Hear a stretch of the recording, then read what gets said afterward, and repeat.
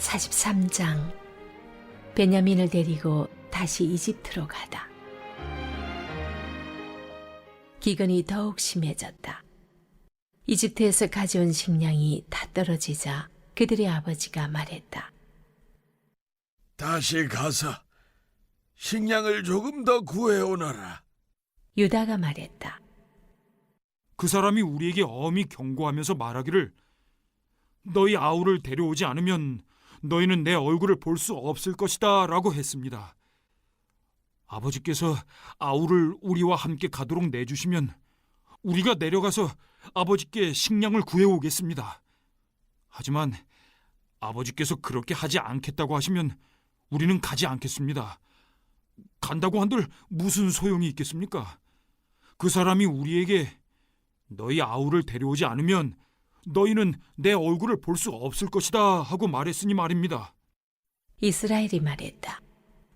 너희는 어찌하여 내 인생을 이토록 고달프게 하느냐? 도대체 어쩌자고 또 다른 아우가 있다는 말을 했느냐? 그들이 말했다. 그 사람이 우리를 심하게 다그치며 너희 아버지는 살아계시느냐, 너희에게 또 다른 아우가 있느냐 하고 우리 가족에 대해 꼬치꼬치 캐묻기에 그렇다고 대답한 것입니다. 그 사람이 너희 아우를 이리로 데려오느라 하고 말할 줄 우리가 어찌 알았겠습니까? 유다가 아버지 이스라엘에게 재촉했다. 제가 책임질 테니 그 아이를 보내주십시오. 우리가 곧 떠나야겠습니다. 우리가 가지 않으면 우리 가족 모두가 굶어 죽게 됩니다. 우리도 아버지도 우리 자녀도 다 죽게 될 것입니다. 그 아이의 안전을 제가 모두 책임지겠습니다. 그 아이의 생명과 제 생명을 맞바꾸겠습니다. 제가 그 아이를 무사히 데려오지 않으면 제가 죄인이 되어 모든 죄를 달게 받겠습니다. 우리가 이렇게 꾸물거리지 않고 갔더라면 벌써 2번은 다녀왔을 것입니다. 아버지 이스라엘이 마지못해 응했다. 정 그렇게 해야만 한다면 이렇게 하여라. 이 땅에서 나는 가장 좋은 도산물을 너희 자루에 넣어가서 그 사람에게 선물로 드리거라. 향유와 꿀, 향료와 향수, 유향나무 열매와 감복숭아도 얼마 가져가거라. 돈도 넉넉히 챙겨서 너희 자루에 담겨있던 액수의 2배를 가져가거라. 분명히 착오가 있었을 것이다. 너희 아우를 데리고 출발하여라.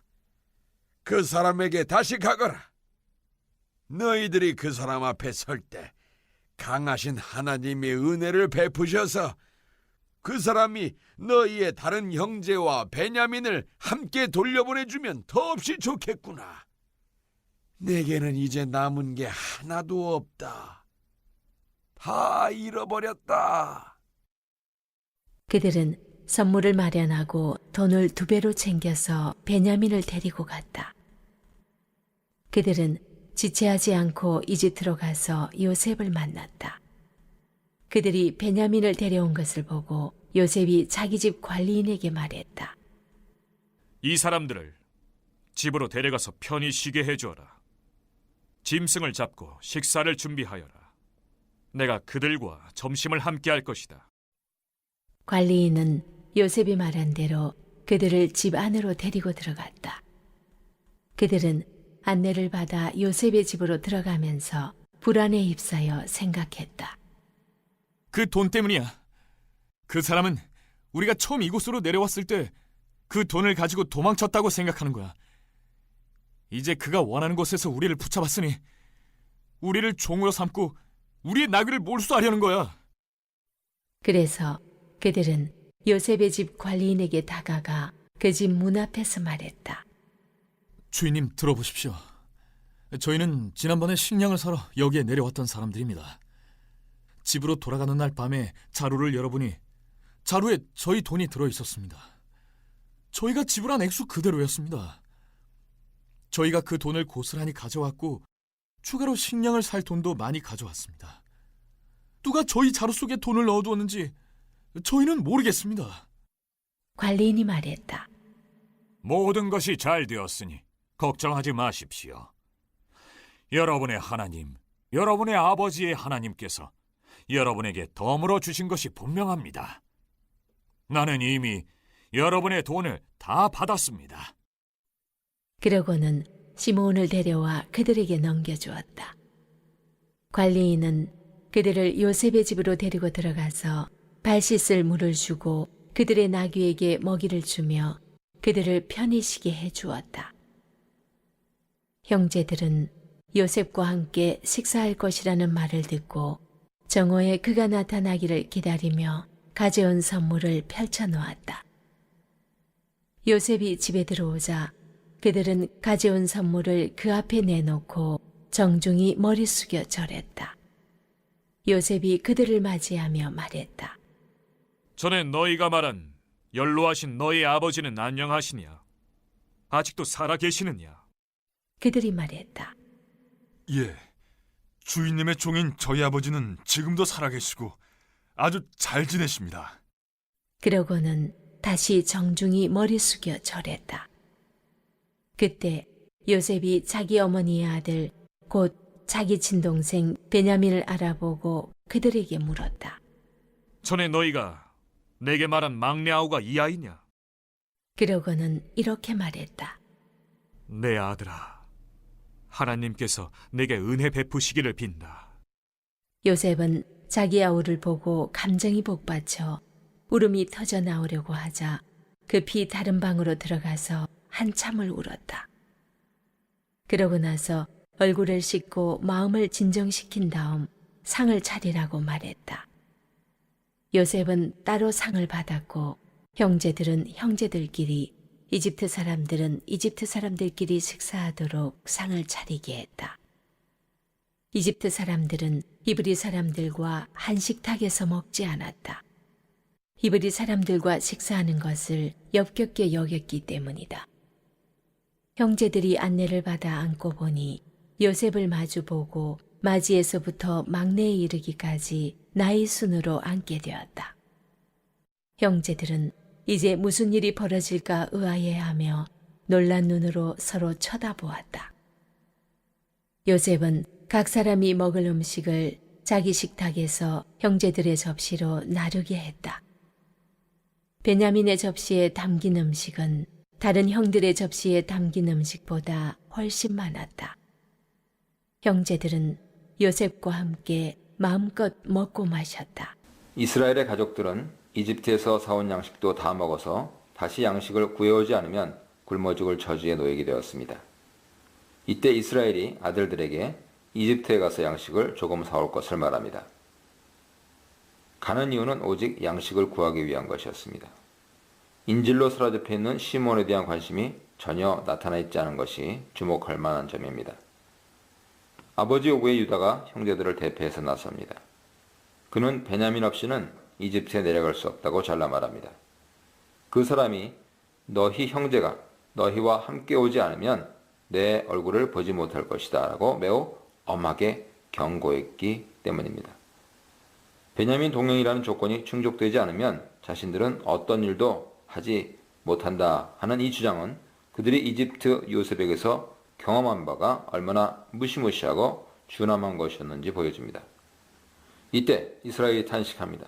너희가 어찌하여 너희에게 또 다른 아우가 있다고 그 사람에게 말하여 나를 괴롭게 하느냐. 유다의 단호한 입장 표명을 듣고 이스라엘은 매우 괴로워합니다. 가족 전체의 생존을 위해 양식을 구입하러 가야 했고 그러기 위해서는 베냐민이 반드시 동행해야만 하는 상황이 되었기 때문입니다. 베냐민을 보내는 결정이 이스라엘에게는 옛날 야복강 씨름과 비슷합니다. 야복강의 야곱 모습은 요셉을 위한 선물을 준비하는 모습에서도 그대로 드러납니다. 아들들은 아버지 탄식에 변명합니다. 그들은 설마 아우를 데리고 내려오라 할 줄은 전혀 예상하지 못했고 그저 그 사람이 물은 대로 대답했을 뿐이라고 궁여지책으로 변명합니다. 8절로 15절입니다. 이때 유다가 나섭니다. 망설이고 있는 아버지 결단을 이끌어내기 위해서입니다. 만약 저 아이가 함께 가면 자신들이 갈 것이고 그러면 우리와 아버지와 우리 어린아이들이 다 살고 죽지 않을 것이라 말합니다. 우리가 살고 죽지 않을 것이다 라는 말은 첫 번째 이집트 여행 전에 야곱이 했던 말입니다. 유다는 아버지 이스라엘이 한 말을 그대로 인용하면서 가족 생존을 위해 그가 어떤 결단을 내려야 할 것인가 깨닫게 합니다.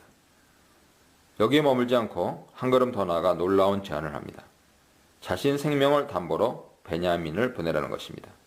자신이 베냐민을 다시 데려오지 못하면 아버지께 영원히 죄를 짓는 것이라고 서약합니다. 만약 지체하지 않았다면 벌써 2번은 갔다 왔을 것이라 말하면서 이스라엘을 압박합니다. 분명한 사실은 요셉 형제들과 유다가 아버지와 베냐민에 대해 보여주는 태도 변화입니다. 이전에는 요셉을 편애하는 아버지에 대해 불만스럽게 생각하고 요셉을 미워했습니다. 이제는 베냐민을 특별히 아끼는 아버지를 문제 삼지 않고 가족 생존을 위해 형제가 하나가 됩니다. 르우벤은 베냐민 안전을 위해 자신의 2 아들들의 생명을 내걸었고 유다는 자기 자신을 담보로 내놓고 있습니다. 특별히 유다의 담보 제공은 창세기 38장의 담보물을 떠올리게 하면서 38장의 경험이 유다의 삶의 태도 변화에 영향을 주었을 것을 짐작하게 합니다. 형제들의 연대감을 표시하는 우리라고 하는 이 표현은 이어지는 이야기에서 계속 나옵니다. 43장 22절, 44장 8절 보십시오. 유다의 적극적이고 끈질긴 설득에 이스라엘은 마침내 베냐민 동행을 허락합니다. 그리고 추가적으로 가져가야 할 것을 말합니다. 먼저 선물을 가져가라는 것이죠. 이것은 옛날 야곱이 형 에서를 만나기 위해 준비했던 선물을 떠올리게 합니다. 이전에는 형의 분노를 풀기 위해 선물을 준비했지만 이제는 이집트의 총리가 된 아들 요셉의 호의를 이끌어내기 위해 선물을 준비합니다. 다음으로 이스라엘은 그들이 자루에서 발견했던 돈의 갑절을 가져가도록 지시합니다. 그렇게 하는 이유는 혹시 무슨 잘못이 있었을지 모르기 때문입니다. 여기에서 이스라엘이 언급하고 있는 잘못은 2 경우를 모두 포함합니다. 이집트 사람이 저지른 잘못을 말할 수도 있고 자신의 아들들이 범한 잘못을 말할 수도 있습니다. 2배의 돈을 가져가게 함으로써 이스라엘이 궁극적으로 자신의 아들들이 도둑이 아님을 증명하려는 그런 의도를 나타냅니다. 이스라엘은 내 아우도 데리고 떠나 다시 그 사람에게로 가라 말함으로써 베냐민 동행을 허락합니다. 그러면서 그는 전능하신 하나님 엘 샤다이께 긍휼과 자비를 베푸셔서 시므온과 베냐민을 함께 돌려보내게 하시기를 기원합니다. 이러한 이스라엘 기원에는 장차 이루어질 출애굽 사건의 연결이 암시되어 있습니다. 돌려보내다로 번역된 샬하우 동사는 PL형으로 출애굽 사건의 전개 과정에서 중심 모티프를 표현하는 용어입니다. 실제로 이스라엘이 바라는 아들들의 온전한 귀환은 이스라엘의 출애굽 사건을 통해 성취됩니다. 이제 그는 자식을 잃게 되면 잃게 될 것이다 라는 결연한 의지를 가지고 베냐민을 보냅니다. 한쪽에서는 불확실하고 위험한 상황으로 사랑하는 아들을 떠나보내는 아버지의 고통스러운 마음이 담겨 있지만 다른 한편으로는 아들들이 다시 돌아올 수 있도록 도우시는 하나님의 라함임에 맡기는 이스라엘의 믿음이 담겨 있습니다. 요셉의 형들은 이집트에서 다시 요셉 앞에 섭니다. 빈손으로 서지 않았습니다. 그들 손에는 선물과 갑절의 돈이 들려 있었습니다. 그들에게는 무엇보다 중요한 것이 있었습니다. 요셉이 그토록 엄히 요구했던 베냐민이었습니다. 그들은 이제 자신들이 할 수 있는 바는 다 했다는 심정으로 요셉 앞에 선 것이죠. 여기에 오기까지 너무도 힘든 과정을 겪었기 때문에 이제는 모든 일이 순조롭게 진행되리라 기대할 수도 있었을 것입니다. 하지만 그들은 전혀 예상하거나 기대하지 못했던 일을 경험하게 됩니다. 놀라움의 연속이고 당혹스러움의 극치입니다. 과연 그들에게는 무슨 일이 벌어질까요? 이 문단에서는 우리가 된 형제들, 요셉을 통해 하나님을 만난 청지기, 형들과 동생 베냐민을 환대하는 요셉에 대해 묵상해 보시기 바랍니다. 16절로 23절입니다. 요셉은 형들을 다시 만났을 때 베냐민이 함께 있음을 보았습니다. 그래서 청지기를 시켜서 자신의 집으로 그들을 인도하게 하고 식탁을 마련하도록 했습니다. 보디발 집에서 가정총무로 자신이 하던 일을 이제 자신의 청지기에게 시킵니다. 요셉이 지정한 식사 시간은 정오였습니다. 요셉의 명령을 따라 청지기는 그들을 집으로 인도합니다. 요셉의 형들은 자신들이 요셉 집으로 인도되는 것을 두려워합니다. 극진한 환대가 아니라 자신들을 억류하려는 조치가 아닐까 두려움에 떱니다. 우려대로 지난번 곡식을 사갈 때 자루에 들어있던 돈을 구실로 자신들을 도둑으로 몰아 노예 삼는 것은 아닌가 두려워하고 있는 것이죠. 그들은 요셉 집에 들어가기 전에 급히 청지기에게 다가가 변명합니다. 지난번 양식 사갈 때 자루에서 발견한 돈은 그대로 가져왔다. 이번에 양식 살 돈도 따로 가지고 왔다. 누가 자신들의 자루에 돈을 넣었는지 알지 못한다. 자신들이 한 일이 결코 아니라 주장합니다. 변명 가운데 등장하는 우리라는 표현은 주목할 만합니다. 한결같이 우리라고 표현하면서 지난 일을 진술합니다. 형제들 중에 한 사람만이 자료하기에서 돈을 발견하고 놀라서 형제들에게 자신에게 일어난 일을 말했지만 오늘 본문에서는 형들이 청지기에게 진술할 때 모두 함께 경험한 일로 말합니다. 그들은 이제 서로 나뉘어져 있지 않습니다. 모두 한마음 한뜻이 되어서 위기를 헤쳐나가려 하고 인질로 잡혀있는 시몬을 되찾아 11명의 아들들이 베냐민까지 포함하여 하나가 되어서 아버지에게 돌아가려 하고 있습니다. 요셉의 형들의 말을 들은 청지기가 대답합니다. 너에게 샬롬이 있기를. 이 말로 시작하면서 청지기가 사람을 만났을 때 하는 그 말을 넘어 부족함 없이 온전히 채우시는 하나님의 샬롬, 요셉과의 진정한 화해를 이루는 샬롬, 그것까지도 함축한다 볼 수 있습니다. 청지기는 두려워하지 말라 하면서 형들을 안심시킵니다.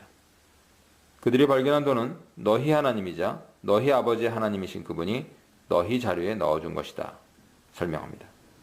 청지기는 그것은 하나님이 허락하신 숨겨진 보물이라 말합니다. 그들이 말하는 돈은 이미 받은 것이나 다름없다고 말합니다. 청지기는 시몬을 이끌어 형제들과 함께하도록 합니다. 청지기의 말은 마치 요셉이 직접 말하는 것처럼 들립니다. 그는 철저히 요셉을 대신해 행동합니다. 그는 요셉의 행동을 통해서 하나님의 역사를 통찰합니다.